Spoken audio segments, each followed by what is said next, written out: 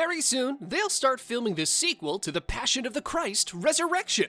The Passion of the Christ grossed $600 million on a budget of only $30 million. So, Mel Gibson is looking to do a sequel to this movie.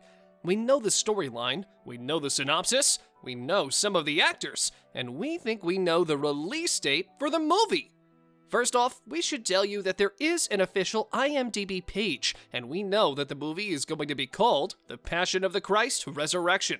According to the website, this film will be, quote, a sequel to The Passion of the Christ 2004 that focuses on the events that occurred 3 days between the crucifixion and resurrection when Jesus Christ descended to Abraham's bosom to preach and resurrect Old Testament saints.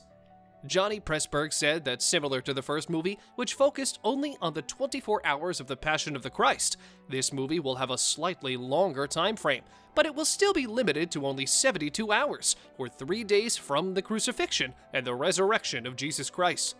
Even though the movie was criticized a lot in 2004, that doesn't deny the fact that The Passion of the Christ was one of the most important biblical epics told by Hollywood, and during a time when remakes, sequels, and TV shows are thriving, it's no wonder they're looking to make another movie that will hopefully gross as much as the first movie did. So now, the pressure is on for Mel Gibson himself. He has to answer 2 questions. The first is, how will he tell a biblical story to an audience who might not be familiar with the Passion of the Christ? And the second has to be, how do you tell the story so it's interesting and exhilarating enough for the movie screen? It's still too early to talk about any official release dates, but we do know that they're going to begin smashing that like button just like you should do if you haven't already. Oh gosh, no. In all seriousness, they're going to begin filming this spring. We also know that they're going to keep the working title of the movie, and Jim Caviezel is going to be reprising the leading role of Jesus Christ, with Mel Gibson going back to the director's chair 2 decades later. If everything goes according to plan, we are expecting to see The Passion of the Christ Resurrection to hit theaters on Easter 2024. This way, they would not only thematically hit the sweet spot for the movie, but they would also be celebrating the 20th anniversary since the release of the first movie. We only hope that there are no setbacks or delays. Jim Caviezel even confirmed that the script for the movie has been finalized since September 2020. In that same interview, the actor claimed that this would be, quote, the biggest film in world history. One of Mel Gibson's collaborators for the script of Passion of the Christ, Randall Wallace, said basically the same thing a few years back.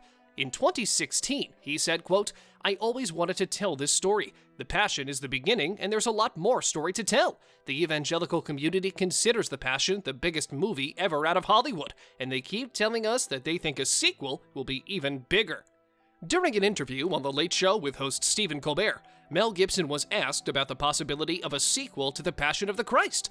Gibson said the movie is still in the making, and it would take 3 more years till it was complete. In an earlier interview, he talked about the vast subject matter that surrounds Jesus Christ's resurrection.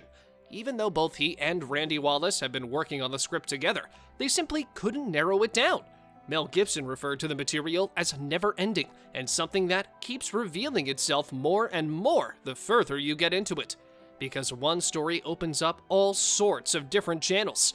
They have all these different storylines to explore, like the fall of the angels. The Hollywood actor and director would like to tell the story in a way that would be relatable to someone who knows nothing about Jesus and the resurrection. This is the main reason Mel Gibson needed so much time to tell this seemingly simple story.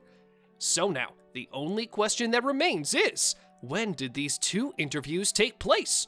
In other words, did Mel Gibson have enough time to come up with a good storyline for the movie?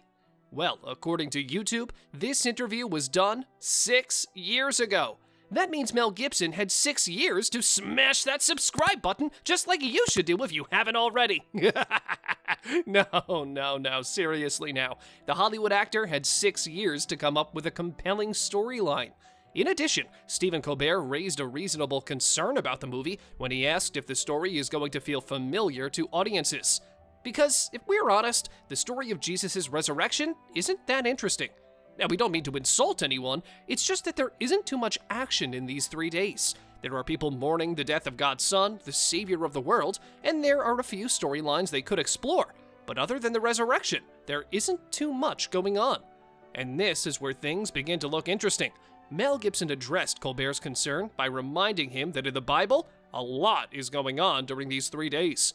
As we all know, Jesus descends down to hell, breaks the gates off their iron hinges, and was resurrected from the dead. And this is the point Mel Gibson was trying to make during the interview.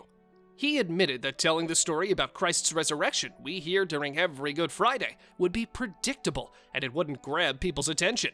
But what if they could talk about these other things happening around them during this time?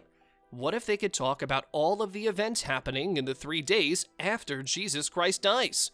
Oh, and if we understood Gibson correctly, the story isn't going to have a chronological order. It's not going to be straightforward like it is in the Bible. That would be the retelling of the same story. What Gibson wants to do as the director is to jump from one timeline to the next, from one realm to the other. And this is something that caught our attention. You see, telling Christ's resurrection story as it happened on Earth would be predictable, to say the least. But Mel Gibson revealed a little detail that tells us we're not going to be here on Earth. Stephen Colbert asked about the bad guy in the movie. He asked whether or not Thomas, who doubts that Christ has risen, will be the bad guy of the movie. Gibson said no, but added that the movie is going to have a bad guy. However, the villain will not be from Earth. This means that angels, devils, and demons could be involved in the movie as well. The storyline is difficult to tame. In other words, Mel Gibson and Randy Wallace need to decide which events to include and which ones to leave out of the movie. As Mel Gibson confirmed during a recent promotion of his new movie with Mark Wahlberg, Father Stu, it's getting a little sci-fi out there. We understand that the movie is going to feature a central event, namely the resurrection, and then they're going to juxtapose all of these different events from the past, from the future, and from different realms around the resurrection of Christ. So, in a way, we could see all the events that led to Jesus Christ's resurrection, and we could see the effects his resurrection had on our world and the quote-unquote other world. So, to recap, the story isn't going to be straightforward and chronological. It's going to have a bad guy who's not human, and it will have time jumps, and it will pass from one realm to the other. During one interview with Raymond Arroyo from World Over, Mel Gibson got a little too excited and he compared the storyline of the movie to an acid trip. But this one, he says, has a spirit guide to take you through it. You'll love these videos next!